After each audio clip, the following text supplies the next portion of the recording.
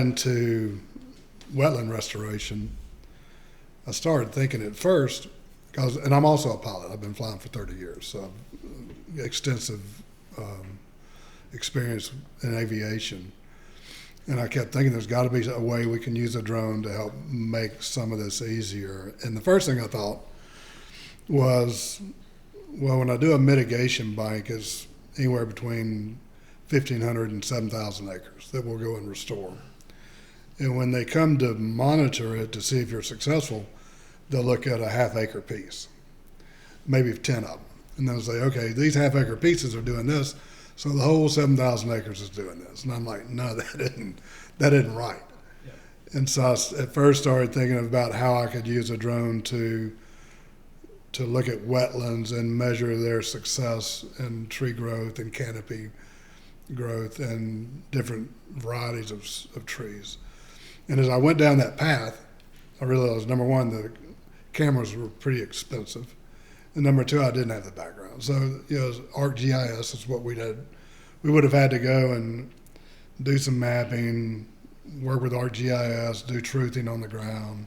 For Jim and all the other uninformed people, ArcGIS is like the go-to software platform for surveyors and like GIS departments or mapping departments within governments. And they'll use different colors to try and differentiate different species of trees and stuff.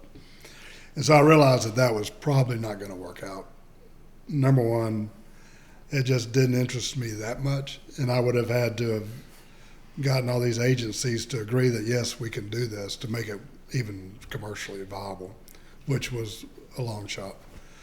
And I just happened to have worked, I actually bought into a company called Seagrass Recovery while I was doing my wetland stuff. I met the guy, Jim Anderson, that owned it. We got to be friends, and he was over around Tampa, and so he needed kind of a business partner, so we invested with him, and I worked with him trying to help him get his business going, but at the time, there wasn't any money. I mean, it was all through the agencies, and they were doing their stuff, and so I ended up getting out of that, and but it never left me because I really enjoyed that work. And so when I was, I thought, well, if we're doing all this by hand, let's figure out how we can do it with a drone. So that's when I started down the. And this would have been like, what, 2018, God, 2017, something like that? A long time ago. Yeah, it took me probably 2 or 3 years before I finally got a mechanism that would all the pieces together. Yeah. And before we even built anything or bought anything. So I ended up, looking at clams, and I thought they're little bitty things. I didn't know anything about clams. So I designed all this, and I heard about the Florida super clam. Jacob helped me get the drone brain working with our equipment so that it would. Basically the electronics and software. Yeah, so when the drone goes out on a mission, we set the mission up, and it gets a flight pattern based on the swath of the spray. Oh. So our swath is about 3 meters. People like me to say meters, it sounds more scientific. 10 feet. And communist, but yeah. 10 feet. Yeah. But so when I set up a flight, say I'm flying my computer, I'll give it the polygon, tell the swath, it will design the path to go. Kind of like swim lanes up and down. Make sure we have a consistent coverage. Where, it was originally designed to do that, but spray poison. Right. Over a field. So we just modified it a little bit. I mean, we say modified a little bit. It took a lot of work. Yeah. A lot of work, trial, error. Trial and error. And so once I got everything kind of pulled together, I thought, well, now I need to find a customer. So I had heard about the super clam, and Mike Sullivan, who was in that, he's kind of a gruff guy. He's got a restaurant. So I asked my buddy, who's a boat captain, I said, hey, Mike Sullivan? He said, yeah, I know him. I said, okay, I need to meet him. He said, yes, just tell him I told you to go by and say hello. So I go up he's sitting in a bar with his buddy. And I say, hey, Mike? Yeah. Hey, I'm Ernest Hill. Uh-huh. David Lefford said I should come down here and talk to you. I don't know David Lefford. Who's he? So the conversation was a little short. I kind of told him what I was doing. He wasn't interested. Come back a week later. Same thing. A week later.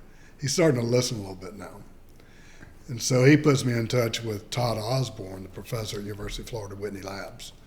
Their office is in Marineland in Florida, over on the East Coast.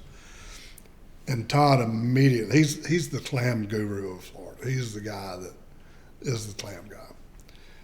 And he immediately saw the benefit of what we were doing. And so with his blessing, Mike got on board. And then we're working with there's a there's a fishing personality. He has a TV show and he's a guide. His name is Blair Wiggins. And he's big involved with the restoration. So he got into it, and they're all like, well, this is perfect, because now we can just spread clams everywhere, and we don't have to worry about putting these big. They still do the little adult clams because the CCA conservation group, they are a big proponent of ours as well, Coastal Conservation Association. And so they like what we're doing, but they also want to do putting the adult clams out because they can get volunteers to come. And it gets people, actively helping.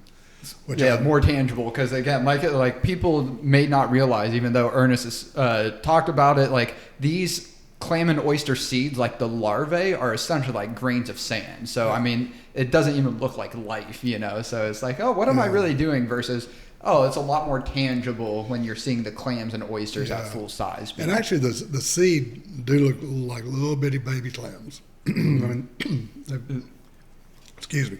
But if you have a handful of them, there'll be 300 in your hand.